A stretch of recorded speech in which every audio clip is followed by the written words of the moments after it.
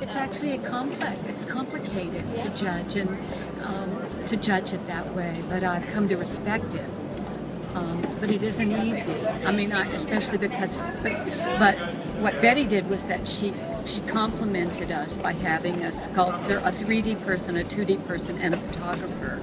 So we were able to I could turn to the other judge and say, I was confounded by that piece of knitting or that piece of glass. What do you think about that? And so that we work together better than, I serve on a lot of juries, we work together.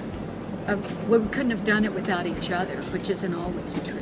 And that was really Betty's choice, I think. Well, we've done that for years, really, to try to balance the judges in terms of media. So we get so many photographs, we always try to get a professional photographer to come and be part of the jury. And then we get a lot of painters, so that's where you came in. And then we get a lot of three-dimensional that's just kind of a mixed bag. So sometimes, last year we had a woman who was a quilter as a juror for the 3D.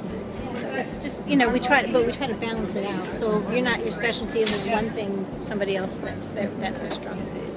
So all the work comes in, it gets judged that day, and this is part of our history, really, because we used to do this whole thing up and down in one day, which was outside, which was crazy making, But so yeah, we all the work comes in, the judges start once all the work gets here. They work for about 2 or 3 hours.